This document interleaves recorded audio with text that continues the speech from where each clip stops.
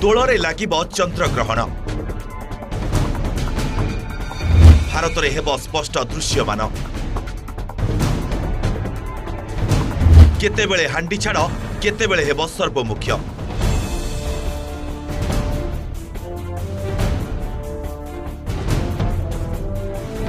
ଆକାଶରେ ଦେଖାଯିବ ଚଳିତ ବର୍ଷର ପ୍ରଥମ ଚନ୍ଦ୍ରଗ୍ରହଣ। ଆସନ୍ତା 3 ତାରିଖ ଫାଲ୍ଗୁନ ପୂର୍ଣ୍ଣିମା ଅର୍ଥାତ୍ ଦୋଳ ପୂର୍ଣ୍ଣିମା ଦିନ ବର୍ଷର ପ୍ରଥମ ଚନ୍ଦ୍ରଗ୍ରହଣ ଲାଗିବ। ଧାର୍ମିକ ଓ ଜ୍ୟୋତିଷ ଶାସ୍ତ୍ର ଦୃଷ୍ଟିରୁ ଏହାକୁ ବିଶେଷ ଗୁରୁତ୍ୱ ଦିଆଯାଉଛି।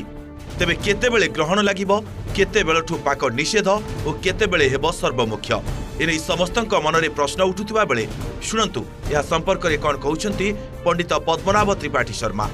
ପୂର୍ଣ୍ଣ ଭାବରେ ଚନ୍ଦ୍ରଗ୍ରହଣଟି ଶ୍ରୀମନ୍ଦିର ଅନୁମୋଦିତ ଏବଂ ପଣ୍ଡିତ ସଭା ଅନୁମୋଦିତ ଆମର ଯେଉଁ ମୁକ୍ତିମଣ୍ଡପ ପଣ୍ଡିତ ସଭା ଅନୁମୋଦିତ ପଞ୍ଜିକା ଅନୁସାରେ ନିର୍ଦ୍ଦିଷ୍ଟ ଭାବରେ दिन 3:20:17 जहाँकि होउचंती ग्रहण स्पर्श करिवो।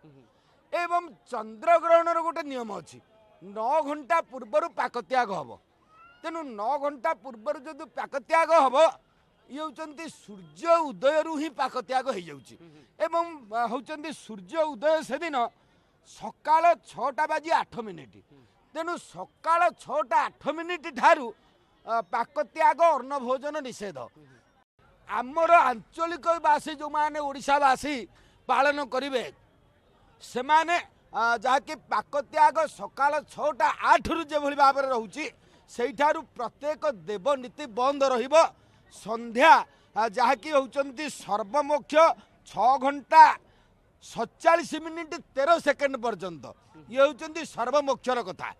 तेणु सर्वमुख्य पर जाई होउचंती देवता जो आमर ग्रहण लगे सीन सकाल 6टा केते जो लगुच आमर 6टा केते मिनट जो लगुच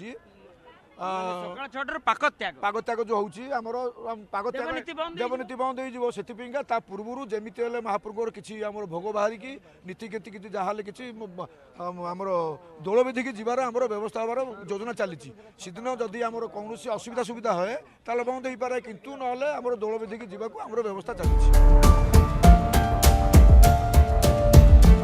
श्रीमंदिर मुक्तिमंडप पंडित सभा अनुमोदित पंजिका अनुसार चंद्रग्रहण मार्च 3 तारिख अपराह्न 3:20:17 आरंभ हेब। संध्या 6:47 पर्यंत चलिब। समुदाय ग्रहण समय 3 घंटा 27 मिनिट और पूर्ण ग्रास समय प्राय 59 मिनिट रहिब।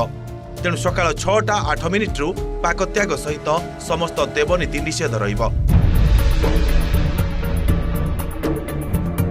ज्योतिष शास्त्र अनुजाई ग्रहण आरंभर 9 घंटा पूर्वर खात काल आरंभ हुए। से अनुसार 3 तारिख सकाळ 6:20 रु खात समय आरंभ हेब एवं संध्या 6:46 पर्यंत रहिब।